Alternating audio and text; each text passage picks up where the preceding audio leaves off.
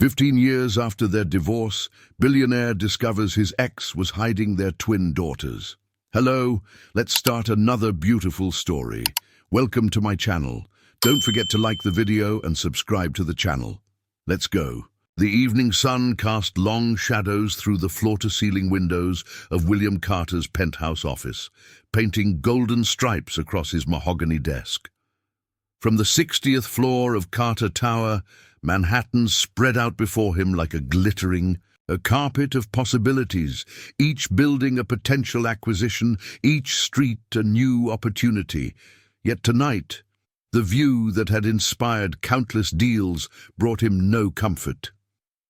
His fingers traced the edges of the cream-colored envelope that had arrived that morning. No return address, no distinctive markings, just his name written in elegant cursive that stirred something deep in his memory. The letter inside, just 7 words long, had shattered the carefully constructed walls of his world. Your daughters exist and always have existed. William leaned back in his leather chair, his reflection in the window revealing a man different from the one plastered across business magazines. At 42, he still cut an impressive figure in his tailored suit, but the lines around his eyes told a different story, one of sleepless nights and hollow victories. 15 years. 15 years of building an empire that now seemed as substantial as the shadows creeping across his office. His hand moved unconsciously to the bottom drawer of his desk, pulling out a small velvet box he hadn't opened in years.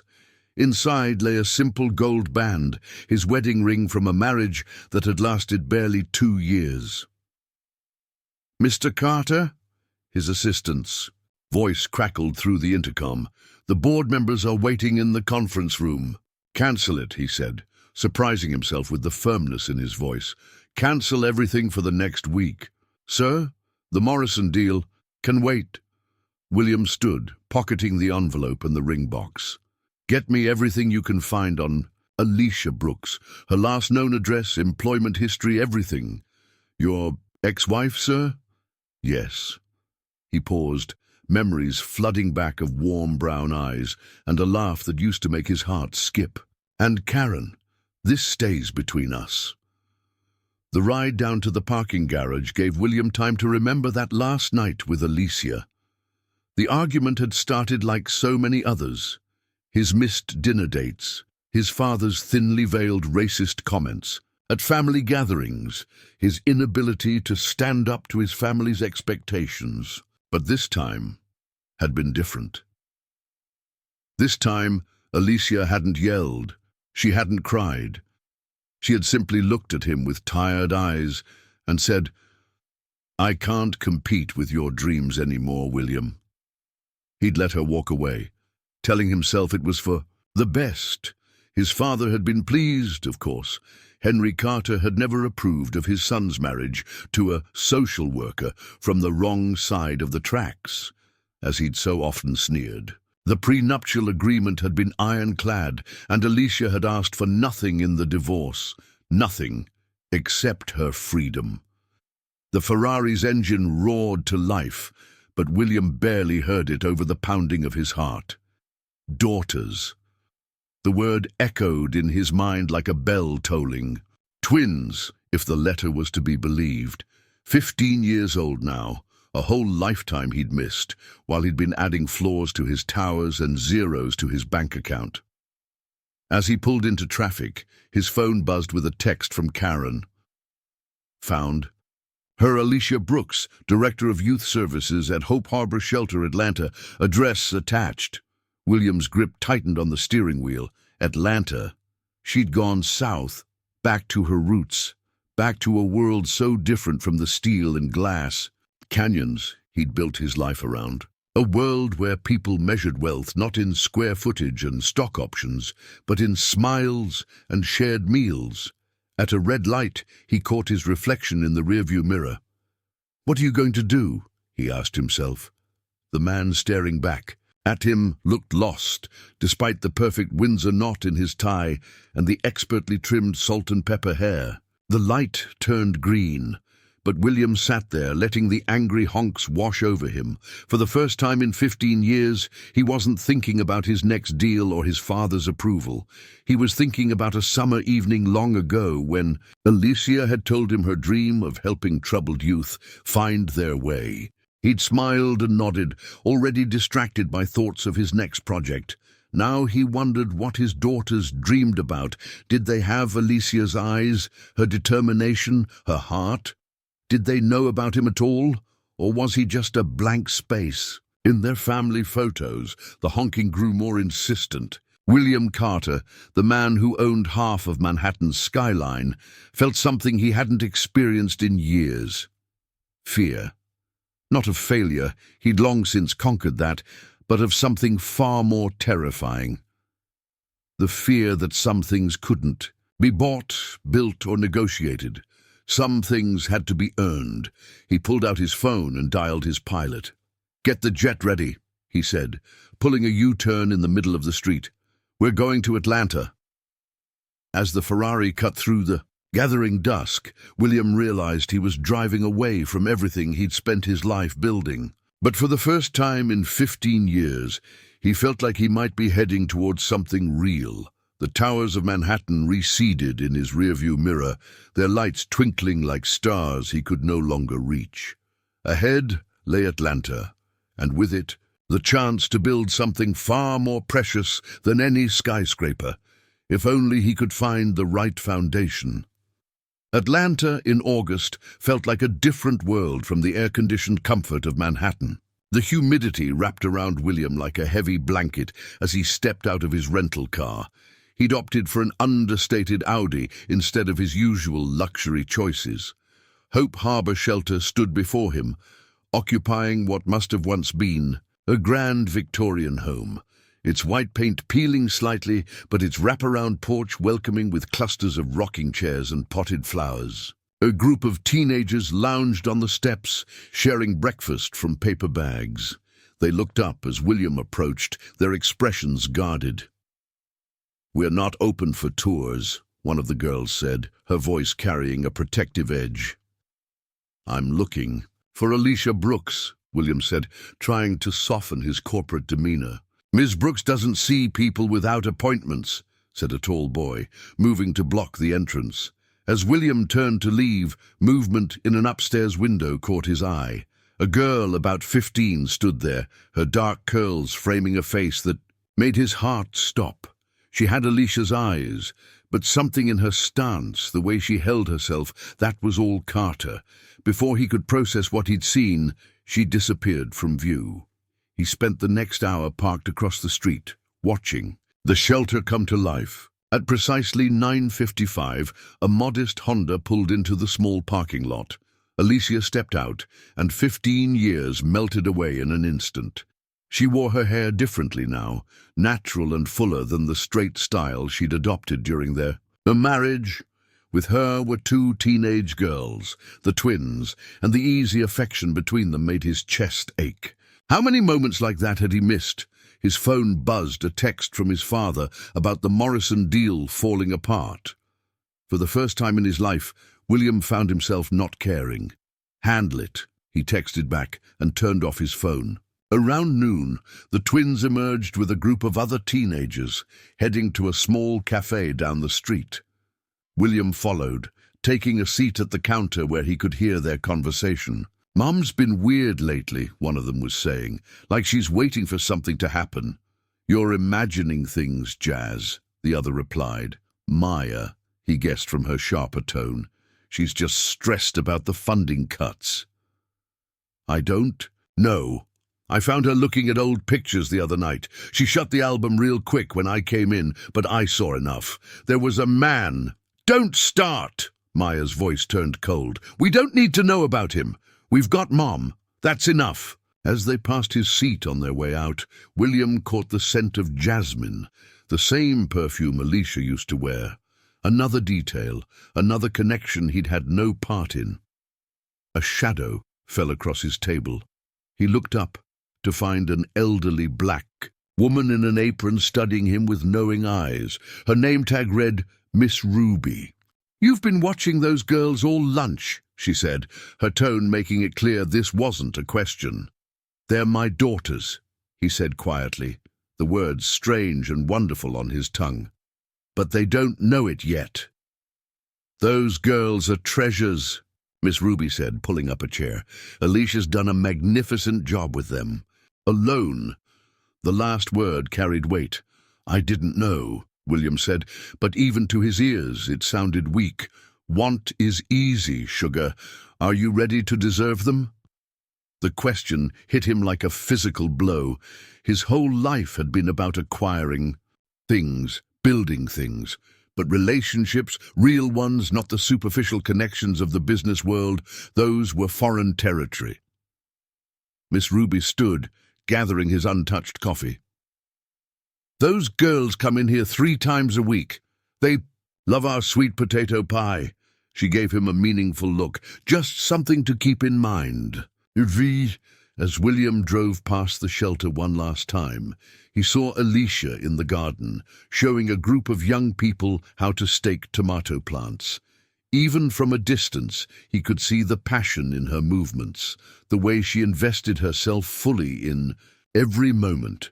For the first time in his life, William Carter was measuring wealth in moments, not millions. He thought about Maya's protective instincts, Jasmine's artistic spirit, the way they moved through the world as if it belonged to them. Carter girls, through and through, even if they didn't know it yet. "I'll make this right," he whispered, though no one could hear him. "Whatever it takes." The sun was setting when William finally gathered the courage to return to Hope Harbor. Most of the teenagers had gone home, leaving the old Victorian house quieter but no less intimidating.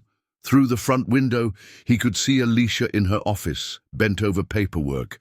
The sight was so familiar it hurt. She'd always had the same focused expression when working on her case files. He climbed the porch steps, each creak under his Italian leather shoes an accusation. Before he could knock, the door opened. Alicia stood there, her expression unreadable. "I saw you this morning," she said quietly, "and at the cafe. Did you think I wouldn't recognize you?" William's carefully prepared speech evaporated. "Alicia, don't!" She stepped onto the porch, closing the door behind her. "Whatever you're here for, the answer is no." "They're my daughters too." The words hung in the humid evening air. Alicia's laugh was sharp enough to cut. "Now they're your daughters, after 15 years? What changed, William? Did your empire get boring?" "I didn't know." He pulled out the anonymous letter. "Someone sent me this." Alicia's hands trembled slightly as she read it. "Who?" "I was hoping you could tell me." She handed the letter back, her composure returning. "It wasn't me. And it doesn't matter. You lost any right to them when you chose your family's approval over us. That's not fair. You never told me you were pregnant. Would it have made a difference?"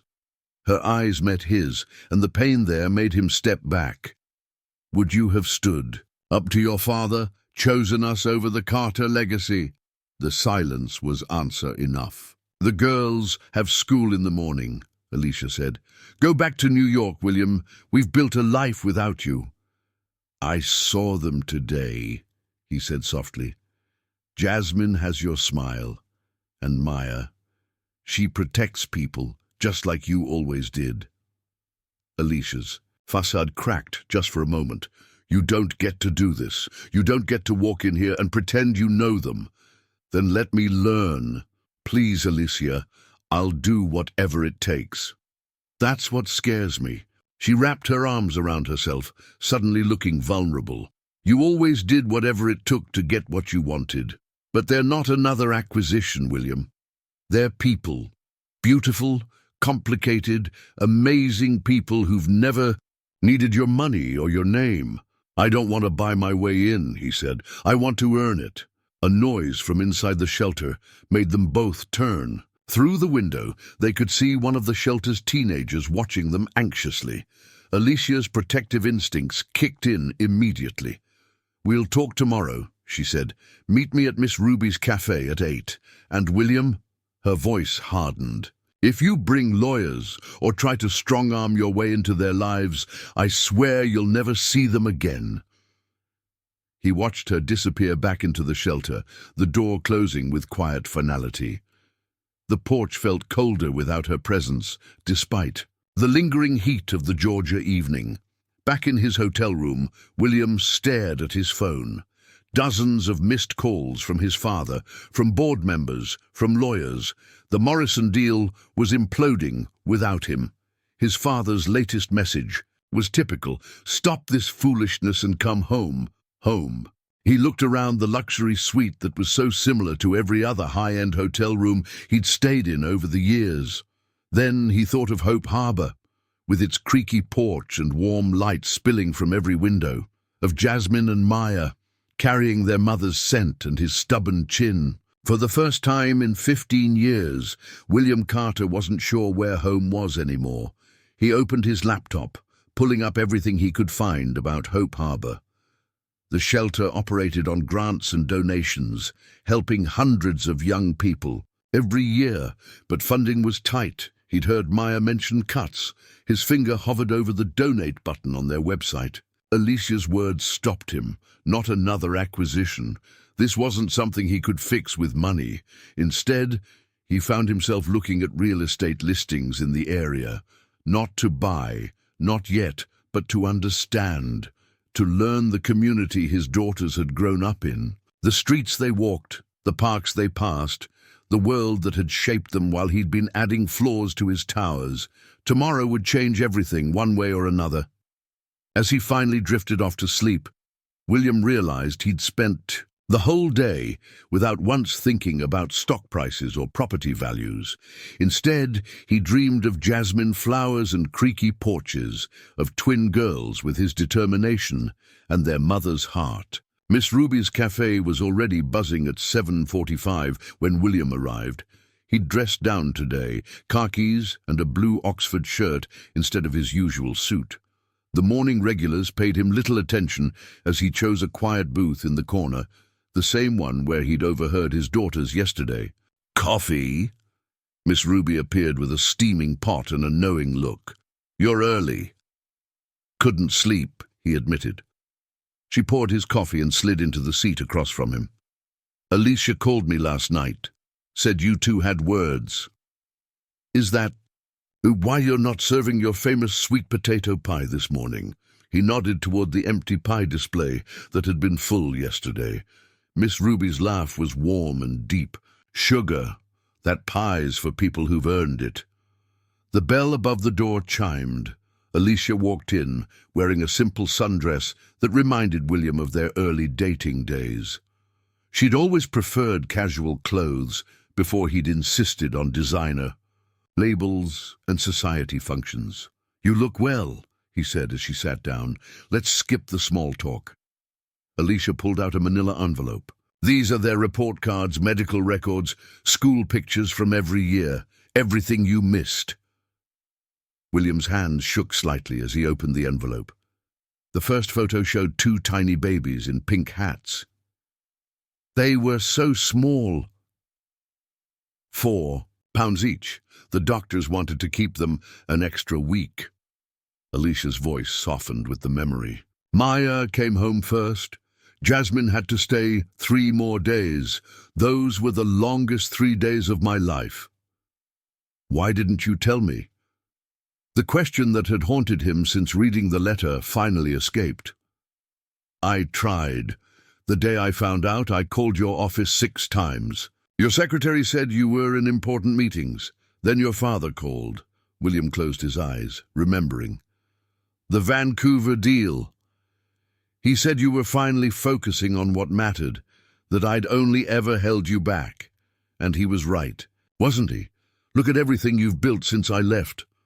"I built towers," William said quietly. "You built a family." A comfortable silence fell as Miss Ruby brought Alicia's usual breakfast, whole wheat toast and scrambled eggs.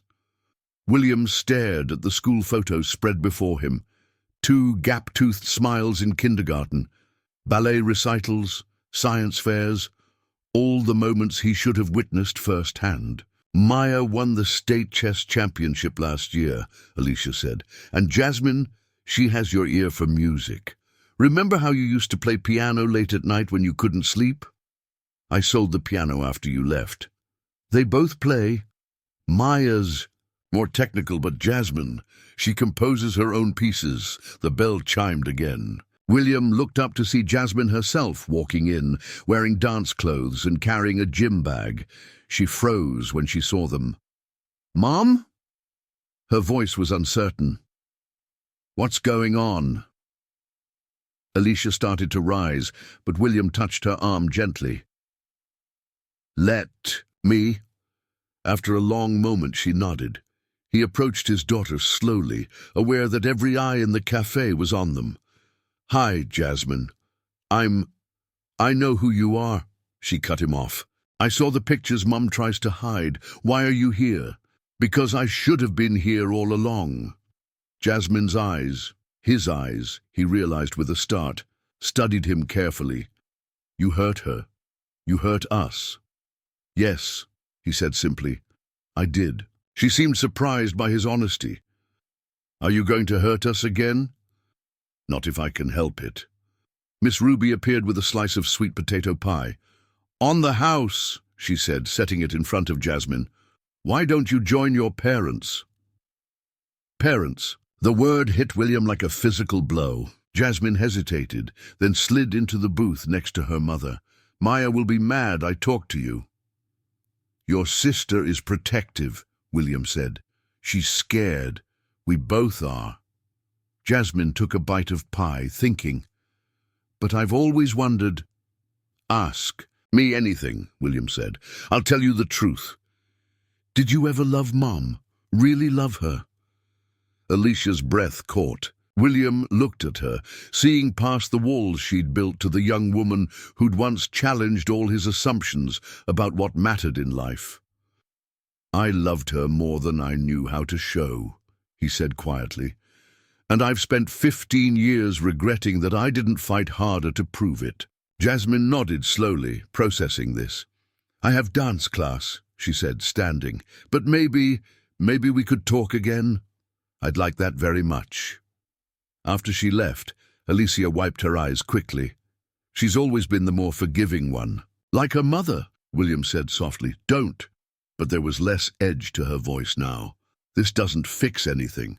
I know." He gathered the photos carefully, reverently back into the envelope. "But it's a start."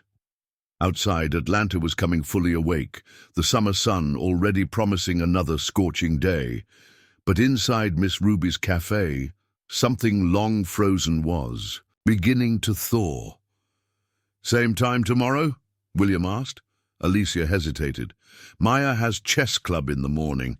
She sometimes stops here for breakfast." It wasn't quite an invitation, but it wasn't a rejection either. William nodded, understanding. One daughter at a time, one moment at a time, one chance to finally get things right. As he left, Miss Ruby pressed a paper bag into his hands. Inside was a slice of sweet potato pie.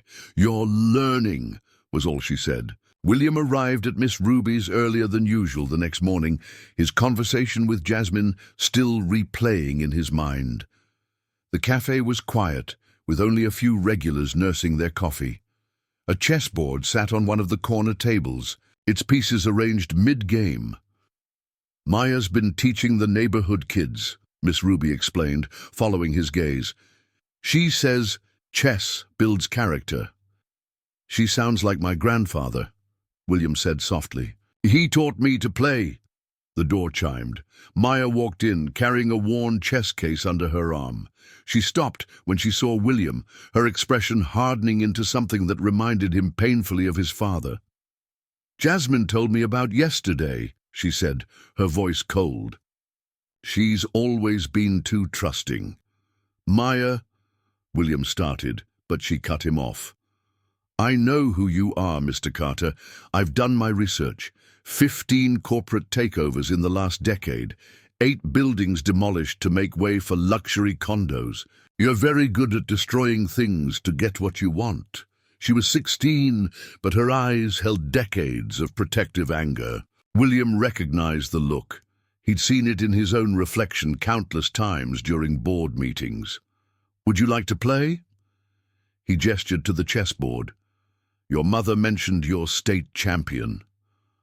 "Why? So you can let me win and pretend it makes up for 15 years? "No," William said quietly, "because my grandfather taught me that a person's true character shows up on the chessboard. You want to know who I am? Play me." Maya studied him for a long moment, then sat down. Her moves were precise as she set up the pieces, each one placed with deliberate care. William noticed she used the same opening his grandfather had favored. "The Sicilian defense." "How much did you pay to find us?" Maya asked, advancing her first pawn. "I didn't." William mirrored her move. "Someone sent me a letter." "And you just dropped everything to come here?" Her knight emerged. "Left your empire unattended?" "Yes." Her hand hesitated over her bishop. "Why now?" "Because I didn't know." He developed his own knight. About you, about Jasmine. Would it have mattered? Her moves were becoming aggressive, pushing for early control of the center. "If you'd known." "I'd like to think so." "But you're not sure." She captured one of his pawns with a sharp click. "Just like you're not sure why you're really here now."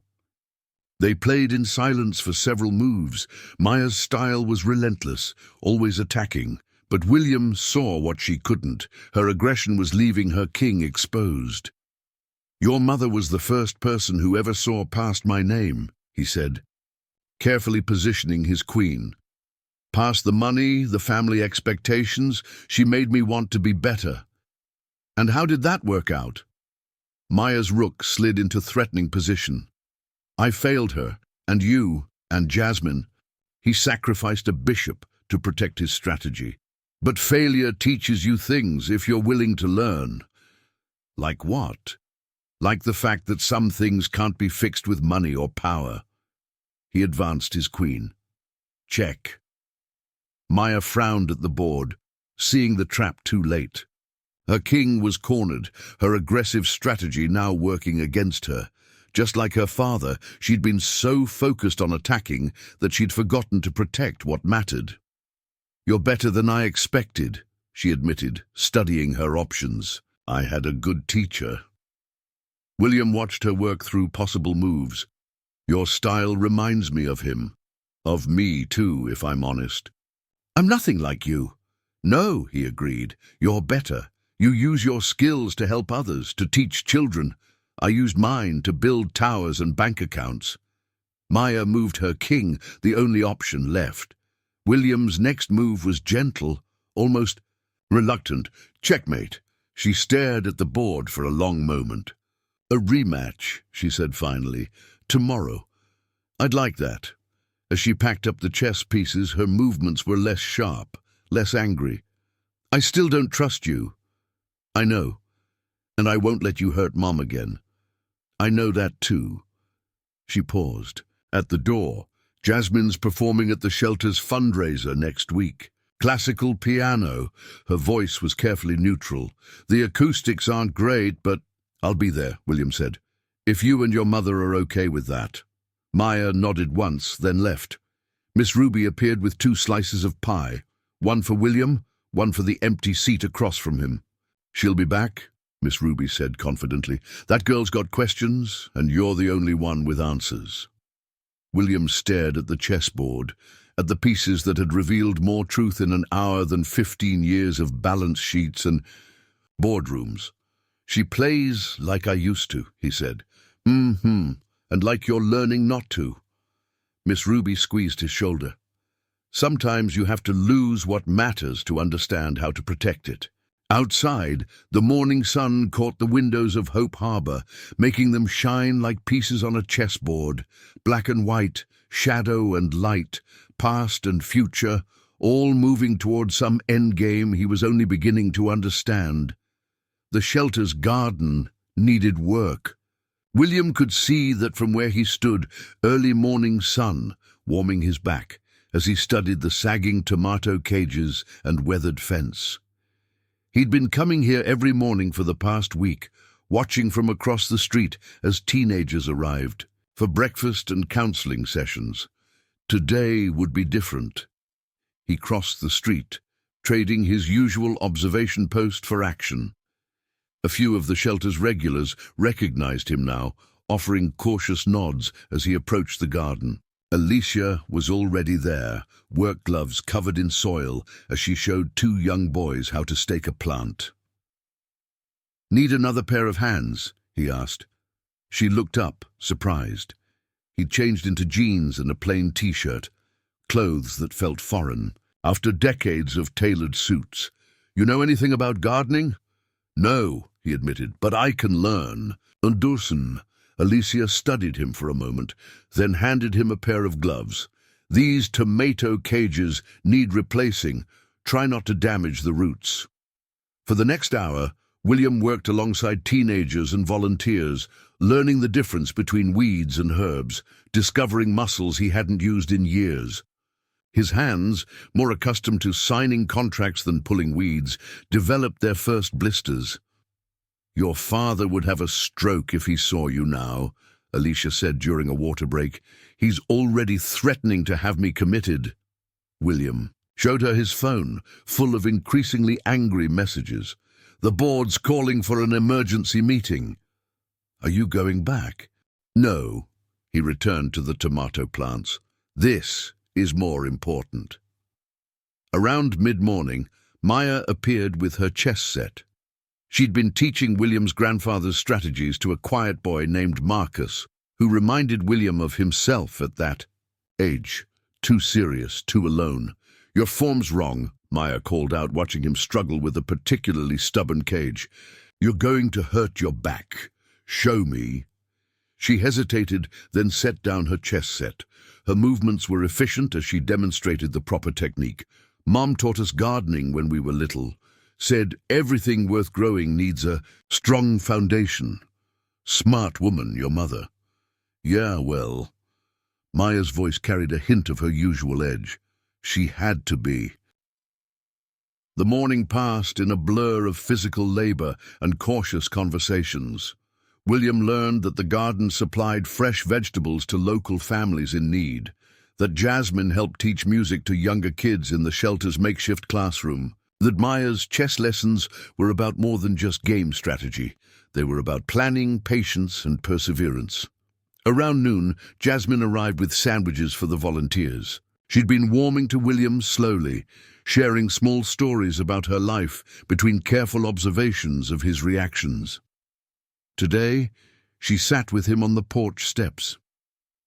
"I'm working on a new piece," she said, watching Maya teach Marcus the finer points of castle defense. "For the fundraiser."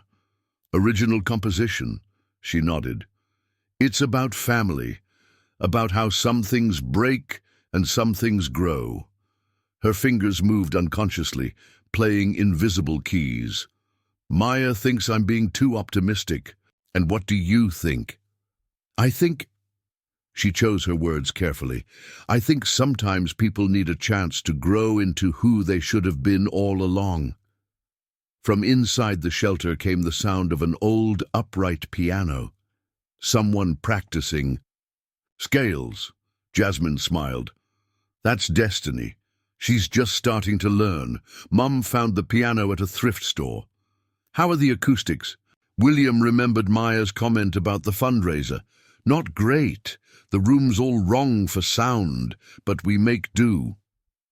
William looked at the shelter with new eyes, not just as a place his daughters had grown up, but as a living thing itself, full of potential and need. He'd spent his career evaluating buildings, seeing their flaws and possibilities. "The east wall," he said slowly. "If you opened it up, added proper insulation and acoustic panels. We can barely afford new tomato cages," Jasmine reminded him gently. "Right." William stopped himself. This wasn't about throwing money at problems. This was about earning his place, one garden stake at a time. The afternoon brought rain, sending everyone inside except William. He stayed in the garden, remembering how Alicia used to love summer storms. Through the windows, he could see his daughters. Maya bent over a chess game with Marcus, Jasmine swaying slightly as she helped Destiny find the right keys. He thought about his grandfather, who'd built the Carter fortune from nothing. The trick, he used to say, is knowing what needs to be torn down and what needs to be shored up. William had spent 15 years tearing things down. Maybe now it was time to learn about foundations. The rain soaked through his shirt as he finished securing the last tomato cage. His back ached, his hands stung, and his Italian leather shoes were probably ruined. But for the first time in years, he felt like he was building something real. From the porch, unseen, Alicia watched him work. And if there was a softening in her expression, well, that was between her and the rain. William arrived at Hope Harbor an hour before the fundraiser carrying a garment bag. The shelter's main room had been transformed, mismatched chairs arranged in neat rows, fairy lights strung across the ceiling, and hand-painted signs welcoming guests to the summer showcase. The old upright piano had been carefully positioned. In the corner, its scratched wood gleaming from a fresh polish. Jasmine sat at it, running through scales, while Maya arranged programs on a small table by the entrance. "You came?" Maya's voice was neutral, but William caught the surprise in it. "Of course." He held up the garment bag. "I brought something. For the piano." Inside was a thick velvet curtain, midnight blue, carefully selected to match the shelter's worn wallpaper. "For the acoustics," he explained. "If we hang it behind the piano, it'll help the sound carry better." Maya studied the fabric, then nodded once. Within minutes, she had recruited Marcus to help hang it, their movements efficient and synchronized from countless chess matches. Alicia emerged from her office, wearing a simple black dress that made William's heart skip. She stopped short when she saw him. "You clean up nice," she said, taking in his casual but expensive blazer. "No suit today?" "Didn't want to intimidate potential donors," he smiled. "Besides, the garden taught me some humility this week." A small crowd began to gather, shelter residents, local families, potential donors in pearls and pressed slacks. Looking slightly uncomfortable in the modest surroundings, William recognized some of Atlanta's smaller business owners, but none of the major players his father would have expected at a fundraiser. Jasmine appeared at his elbow, nervous energy radiating from her. "I changed the piece," she whispered, "last night. I hope it's okay." Before he could ask what she meant, she was gone, disappearing into the growing crowd. Maya took her place. "She's been practicing all week," she said. "Even skipped chess club yesterday." "Are you still angry?" William asked quietly. Maya considered. "This." "Yes," she said finally, "but maybe not as much." The lights dimmed slightly, and Alicia stepped up to welcome everyone. William watched her in her element, confident, passionate, explaining Hope Harbor's mission and the difference it made in young lives. She didn't mention the funding cuts or the building's needs. Instead, she talked about growth, about potential, about the garden that fed both bodies and souls. Then it was Jasmine's turn.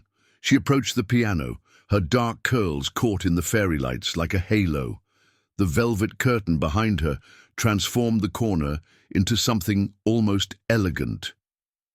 "This piece is called Foundations," she said softly, into the microphone. "It's about building things and rebuilding them." The first notes were hesitant, like raindrops before a storm. William recognized the melody. It was an old lullaby his grandfather used to play, one he'd taught Alicia during their brief marriage. But Jasmine had transformed it, weaving in complex harmonies that spoke of loss and longing. The middle section grew stronger, more confident. William heard echoes of his own style in the bold chords, but softened by Alicia's gentler influence. Maya's precision appeared in the intricate runs, while Jasmine's own voice soared above it all, hopeful, questioning, reaching for something just out of reach. He glanced at Alicia and found her already looking at him, tears tracking silently down her cheeks. 15 years of unspoken words hung between them in the notes of their daughter's song. The final movement brought everything together. The lullaby, the bold chords, the precise runs, all flowing into something new, something whole. Jasmine's fingers stilled on the keys, the last note fading into a silence so complete William could hear his own heartbeat. Then the room erupted in applause. Jasmine stood, bowing slightly, her eyes finding William's in the crowd. He nodded, unable to speak around the lump in his throat. The rest of the showcase passed in a blur of youth performances and heartfelt speeches. William barely noticed. His world had narrowed to that corner, to that piano, to the daughter, who'd somehow found a way to tell their family story through music. After the crowds thinned, he found Jasmine in the garden, sitting on the new bench he'd helped build that week. "The lullaby," he said. "How did you know it?" "Mom used to hum it when we were little." Jasmine's fingers played invisible keys in the air. She said it reminded her of someone who taught her that music could build bridges. "It was beautiful," he said softly. "You're beautiful." She looked up at him then, really looked at him, seeing past the wealth and the mistakes to something deeper. "We're all a little broken, aren't we? But maybe that's okay. Maybe that's how the light gets in." From inside came the sound of Maya's laugh, real laughter, not the guarded kind she usually allowed herself around him. She was showing Marcus how the acoustics had improved, their chess lessons forgotten for the moment. "Thank you," William said, "for the chance to hear your story." Jasmine stood, hesitated, then hugged him quickly. "Thank you for being here to hear it." Above them, the first stars were appearing in the Georgia sky. Through the window, William could see Alicia watching them, her expression thoughtful. The garden's tomato plants stretched toward the evening light, their cages strong and sure, ready for whatever growth tomorrow might bring. The letter arrived 3 days after the fundraiser. William was in the garden with Marcus, teaching him the finer points of tomato staking, skills he'd only just learned himself, when he heard Alicia's sharp intake of breath from the porch. Her hands trembled as she read, her face draining of color. William was moving before he consciously decided to, instinct drawing him to her side. "The building inspection," she said quietly. "It failed. Major structural issues in the East Wing. We have 48 hours to evacuate." William took the letter, his real estate developer's eye scanning the technical details. Foundation problems, electrical code violations, issues that would cost hundreds of thousands to fix, money the shelter didn't have. "We'll figure something out," he started, but Alicia cut him off. "Don't." Her voice was sharp. "Don't offer to write a check. That's not why I let you stay."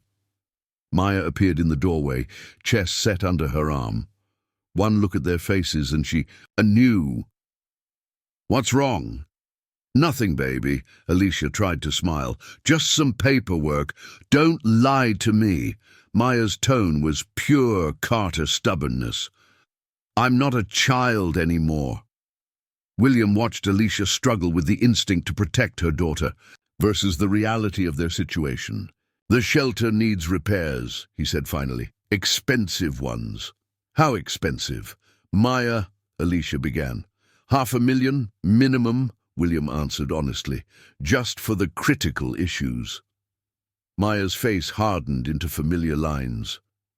"And I suppose you're going to save the day, swoop in with your millions, and make everyone grateful?" "No," William said quietly, "because your mother's right. That's not why I'm here." Inside, they could hear Jasmine at the piano, working on a new piece. The music floated through the old house like a ghost of better times. "Then why are you here?" Maya demanded. William looked at Alicia. at the strength in her shoulders even as her world crumbled, at Maya, so fierce in her protection of this place and its people. He thought of Marcus in the garden, finally learning to trust, of Destiny at the piano, finding her voice. "I'm here," he said slowly, "because some things are worth more than money, some things you have to build with your own hands." Maya studied him for a long moment. "Prove it." "Vite." William pulled out his phone, but not to call his bank. Instead, he dialed a number he hadn't used in years. "Danny, it's Will Carter. Remember that favor you owe me?" Danny Chen had been a struggling contractor when William gave him his first major project 15 years ago. Now he owned one of Atlanta's most respected construction companies. "I need your best structural engineer, pro bono, and I need them today." Within an hour, Danny himself arrived with his top engineer. They walked the property methodically, checking foundations and support beams. William followed, translating the technical terms for Alicia and Maya. "It's not as bad as the inspection suggests," Danny said finally. "The east wing needs work, yes, but it's manageable. The real issue is the electrical system." "Can it be fixed?" Alicia asked. "Yes, but—" Danny glanced at William. "But we'd need to close the shelter during repairs," William finished. "At least 2 weeks. These kids have nowhere else to go," Maya protested. William looked at the garden he'd helped rebuild, at the piano where Jasmine created beauty from broken things, at the chess set Maya used to teach strategy and patience. "What if we didn't close?" he said slowly. "What if we repaired it in sections? It would take longer, cost more in labor, but—" Danny ran the numbers. "A month, maybe more, working nights when possible. You'd lose the economy of scale and the labor costs would be offset by keeping the shelter open." William turned to Alicia. "Not my money. My time, my expertise. Let me help coordinate the repairs. Let me prove that I understand what matters." Alicia looked at Maya, who hadn't taken her eyes off William. "Your board won't like it," Maya said. "Spending time on a shelter renovation instead of running your empire." "No," William agreed. "They won't." A crack of thunder made them all jump. Summer storm clouds gathered overhead, dark and heavy with promise. "The garden," Maya said suddenly. "The tomatoes." She was running before she finished the sentence. William and Alicia followed, joining the scramble to cover plants and secure cages against the coming storm. Rain began to fall as they worked, soaking them all. In the midst of it, William caught Maya looking at him with an expression he'd never seen before. Not quite acceptance, but something close to understanding. Later dried off and drinking Miss Ruby's coffee on the porch, they watched the storm pass. Danny and his engineer were already drawing up plans, arguing good-naturedly about the best approach. "It won't be easy," Alicia said softly. "Nothing worth doing ever is." William watched a group of teenagers help Marcus rescue a fallen tomato cage. "But I'm not going anywhere." "No," Maya said, her voice thoughtful. "I don't suppose you are." Above them, the thunder growled its last warnings. But in the garden, the newly staked plants stood firm against the wind, their foundations sure, their future growing stronger by the day. The renovation was in its second week when Henry Carter's private jet landed in Atlanta. William was on a ladder, helping install new wiring in the east wing, when Maya appeared below him. "There's a man outside," she said quietly. "He looks like you, but older and angrier." William closed his eyes briefly.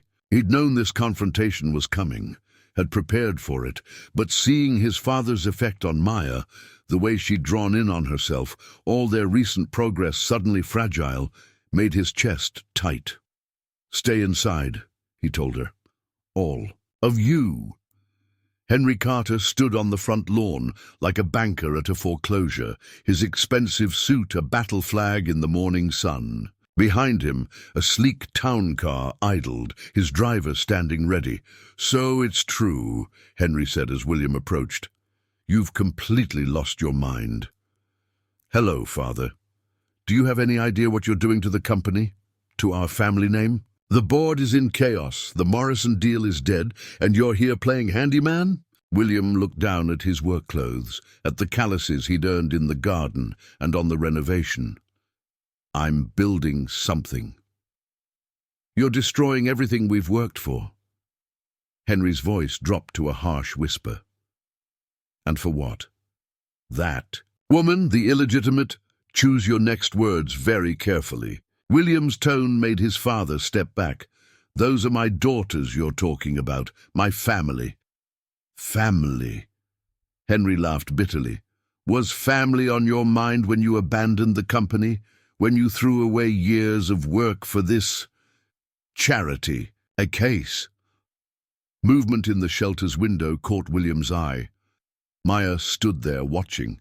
Behind her, barely visible, was Jasmine, both of them straight-backed, proud, wearing their mother's strength and their father's determination. "You taught me that family is about legacy," William said quietly, "about building something that lasts. You were right about that part. Then come home. Fix this mess before it's too late." "I am home." William smiled slightly. "And I'm finally building something real." Henry's face darkened. "If you don't return to New York immediately, I'll call an emergency board meeting. Have you removed as CEO?" "You can try." William's voice was calm. "But you forgot something, Father. I learned from the best. My control of the voting shares is ironclad. You'd choose them over your birthright?" "No." William looked at his daughters in the window, at the shelter he'd helped repair with his own hands. "I'm choosing to be the father they deserve, the man Alicia always believed I could be." The door opened behind him. Alicia emerged, elegant and composed in her work clothes. "Is everything all right out here?" Henry's expression twisted. You did this to him." "No, Father." William stepped between them. "You did this. With every racist comment, every disapproving look, every time you made her feel less than what she is. You taught me to build walls instead of bridges, to value wealth over worth. I taught you to be strong. You taught me to be alone." William softened his voice. "It stops here. With me. With them." Henry looked past him to the shelter, to the teenagers working in the garden, to his granddaughters in the window. For a moment, something like regret crossed his face. "You really won't come back?" "Not to what I was." William stood his ground. "But you're welcome to stay. Meet your granddaughters. See what real strength looks like." Henry straightened his jacket, his mask of corporate indifference sliding back into place. "You're making a mistake." "No!" Maya's voice rang out. She stood on the porch now, chest set clutched to her chest like armor. "He's finally fixing one." Henry Carter looked at his granddaughter, really looked at her, for the first time. Something in her stance, her unflinching gaze, must have reached him. He nodded once, a gesture so small it might have been imagination. Without another word, he turned and walked back to his car. The engine purred to life, carrying him away from the family he'd never tried to understand. "You okay?" Alicia asked softly. William watched the car disappear around the corner. "I should have done that 15 years ago." Maya approached cautiously, still holding her chest set. "He's not coming back, is he?" "No." William felt lighter somehow. "But that's his loss. Did you really give up your company for us?" "No." He smiled at his daughter's surprised look. "I'm not giving up anything. I'm just learning to build something better." From inside came the sound of Jasmine at the piano, picking out a new melody. It wove through the morning air, mixing with the sounds of construction and children's laughter from the garden. Maya set up her chess set on the porch rail. "Want to play? I've been working on a new strategy." William looked at Alicia, who nodded. "Slightly. I'd like that," he said. As they played, The morning sun warming the porch boards beneath them, William realized that some legacies weren't built of steel and glass. Some were built in moments like this. A chess game with his daughter, his other daughter's music floating. Through repaired walls, the woman he'd never stopped loving watching it all with quiet understanding. Henry Carter had taught him to build empires, but Alicia, Maya, and Jasmine had taught him to build a home. 1 month after Henry Carter's visit, Hope Harbor celebrated its reopening. The old Victorian house stood proud in the morning light, its fresh paint and repaired porch a testament to weeks of dedicated work. String lights crisscrossed the garden, where new vegetable beds stretched toward the sun. William stood in the background, watching Alicia cut the ceremonial ribbon. She'd insisted on making this about the shelter, not the money or the Carters or the renovation, just about hope and home and new beginnings. The crowd was a mix of worlds, shelter residents and volunteers alongside local business owners who'd contributed to the work. Danny Chen stood with his crew, explaining the improvements to anyone who'd listen. Miss Ruby had brought enough sweet potato pie to feed an army. Maya and Marcus manned a table where they taught chess to younger kids, her voice carrying the same patient tone William remembered from his grandfather. Nearby, Jasmine played the newly tuned piano, which had found a home in the properly acoustically treated East Wing. "Quite a change from Manhattan," Alicia said, joining him in his quiet corner. "I don't miss it." He watched Maya demonstrate a complex move to a wide-eyed 7-year-old. "Not when I'm here." "And the company?" "Running fine. Without me," he smiled. "Turns out empires don't crumble when you teach them to stand on their own." A burst of laughter drew their attention to the garden, where Jasmine was showing a group of teenagers how to properly stake tomato plants, a skill she'd learned from watching William in those first uncertain days. "She's wearing your grandfather's ring," Alicia noted. William nodded. He'd given it to Jasmine the night before after she'd asked about the family she'd never known. She wanted to understand where she came from, all of it, the good and the bad. And Maya? Asked for his chess set instead. His voice softened. "Said some legacies are worth keeping, as long as you use them to help others." They stood in comfortable silence, watching their daughters move through the crowd with confidence and grace. Maya had her mother's gift for putting people at ease, tempered by her father's strategic mind. Jasmine carried William's creative spirit, balanced by Alicia's compassion. "I'm not asking for anything," William said quietly, "just the chance to be here, to be their father, to show them that people can change, can grow, can build something real." Alicia's voice held a hint of teasing. "I learned that from you." He turned to face her. 15 years ago, you saw something in me I couldn't see myself. I'm sorry it took me so long to prove you right." Before she could respond, Maya called out from the chess table, "Dad, come show Marcus that endgame strategy you taught me." "Dad." The words still felt new, precious. William met Alicia's eyes, asking permission. "Go," she said softly. "Your daughter's calling." He made his way through the crowd, stopping to shake hands with volunteers, to admire the improvements he'd helped create. At the chess table, Maya made room for him with an ease that would have seemed impossible 2 months ago. "Remember what Grandpa always said about endgames?" he asked as he sat down. "It's not about winning," Maya quoted, setting up the pieces. "It's about understanding what you're willing to sacrifice and what you need to protect." Across the room, Jasmine's music shifted into something new, the piece she'd played at the fundraiser, but different now, fuller, more confident. The melody wove through the shelter like a promise kept, like a bridge between past and future.